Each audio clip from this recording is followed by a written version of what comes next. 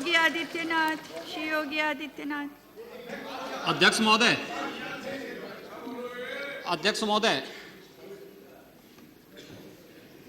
माननीय श्री मुलायम सिंह जी ने अभी जो बात यहाँ पर कही है और मुझे अच्छा लगा कि लालू जी आज उनका समर्थन कर रहे हैं। प्रधानमंत्री के लिए भले ही उन्होंने समर्थन न किया हो, लेकिन आज समर्थन कर रहे हैं, पता नहीं किस बात के लिए।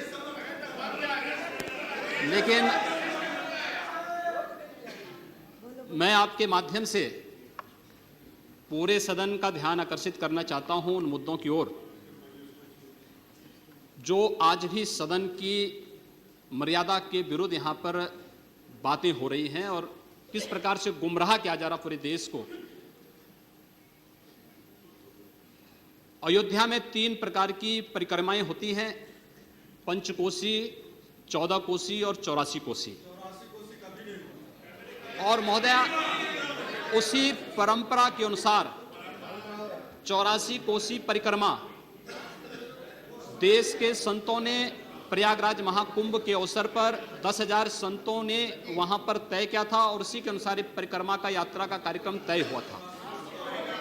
महोदया, मैं स्पष्ट कर देना चाहता हूं कि अयोध्या में श्री राम जन्मभूमि, जिस पर माननीय उच्चतम न्यायालय ने इलाहाबाद उच्च न्यायालय की खंडपीठ के निर्णय के बाद स्थगन आदेश दिया है, उससे 25-30 किलोमीटर दूर बस्ती जनपद के मखोड़ा नामक स्थान से, जहां पर महाराज दशरथ ने पुत्रेष्टि यज्ञ किया था, उस स्थान से इस परिक्रमा यात्रा को प्रारंभ होना था और विशुद्ध धार्मिक यात्रा थी।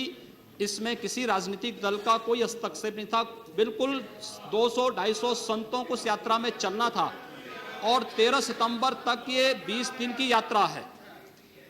लेकिन जिस प्रकार से धार्मिक स्वतंत्रता के मौलिक अधिकार पर उत्तर प्रदेश सरकार ने प्रहार किया है, महोदय, पहली बार देखने को मिला है कि लगभग 2000 से अधिक संतों को गिरफ्तार किया गया है और पूरी तरह अपमानित किया गया है।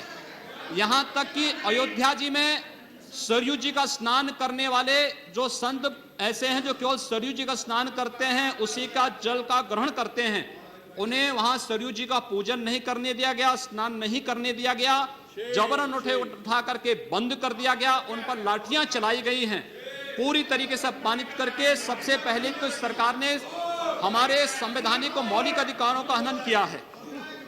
दूसरा, जहां तक स्थगन आदेश की बात है, मैं याद दिलाना चाहूंगा, इस देश के अंदर सेकुलरिज्म के नाम पर राजनीति करने वाले उन सभी दलों को 1994 में कांग्रेस नेतृत्व की ही सरकार ने सुप्रीम कोर्ट में एक शपथ पत्र दिया था और यह कहा था कि अगर तय हो जाएगा कि अयोध्या में विवादित जो ढांचा था वह ढांचा किसी हिंदू मंदिर या स्मारक को तोड़ करके बनाया गया है तो हिंदू भावनाओं के अनुरूप कार्य होगा। आखिर यह साबित हो चुका है। अयोध्या में 30 सितंबर 2010 को इलाहाबाद उच्च न्यायालय की लखनऊ खंडपीठ की पूर्ण पीठ ने जो फैसला दिया है, उसमें तीनों जजेस ने एक स्वर से कहा है कि विवादित भूमि ही राम जन्मभूमि है और जब विवादित भूमि राम जन्मभूमि है तो फिर उसके लिए कानून बनाने की मांग इस देश का संत समाज कर रहा है, कोई पाप नहीं कर रहा है। हम अपने हक को मांग रहे हैं और हम यही मांग कर रहे हैं कि अयोध्या में राम जन्मभूमि पर भव्य मंदिर का निर्माण होना चाहिए, कानून इस सरकार को लाना चाहिए, क्योंकि सुप्रीम कोर्ट में शपथ पत्र कांग्रेस नेतृत्व की सरकार ने उस समय दाखिल किया था और उसी क्रम में हम मांग कर रहे हैं।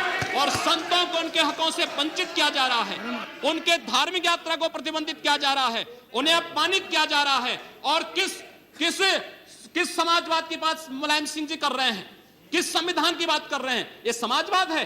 स्वयं राष्ट्रीय अध्यक्ष हैं, इनके 2 भाई महासचिव हैं, इनका पुत्र प्रदेश अध्यक्ष है।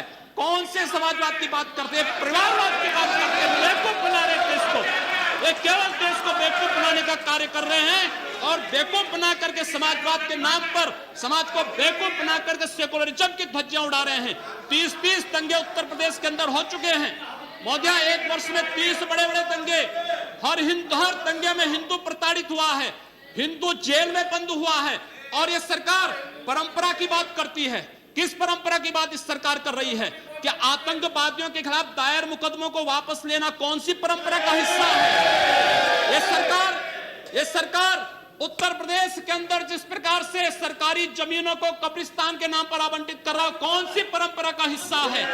जिस प्रकार से वहां पर वहां के गरीबों, वहां के पिछड़ी जाति, वहां के अनुसूचित जाति के हकों पर डकैती डला करके यह सरकार जिस प्रकार से जंगल राज कायम की उत्तर प्रदेश के अंदर, आखिर वो किस परंपरा का हिस्सा है? और इसीलिए मैं आज के इस माध्यम से आपसे अनुरोध करना चाहूंगा, उत्तर प्रदेश सरकार ने उत्तर प्रदेश के अंदर हमारी धार्मिक भावनाओं का अपमान किया है, संतों को अपमानित किया है। इस सरकार को रहने का अधिकार नहीं होना चाहिए, इसे तत्काल बर्खास्त किया जाना चाहिए।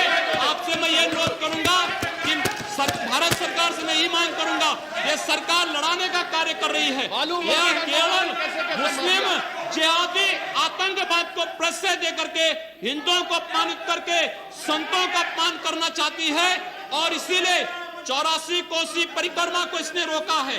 महोदया, जितनी फोर्स वहां लगाई गई अब समाप्त उसका करिए। दशांश भी, महोदया, उसका केवल दशांश भी केवल सुरक्षा के लिए देखिए 200-250 संत अपनी धार्मिक यात्रा को शांतिपूर्ण ढंग से निकालते। इस सरकार ने यात्रा पर रोक लगा करके उत्तर प्रदेश के अंदर 10 करोड़ लोगों को पीड़ित किया है, अपमानित किया है, उनको परेशान किया है।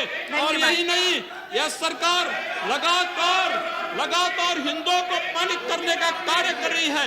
और इसीलिए मैं आपके माध्यम से अनुरोध करूंगा, इस सरकार को रहने का कोई अधिकार नहीं, इसे बर्खास्त किया जाना चाहिए।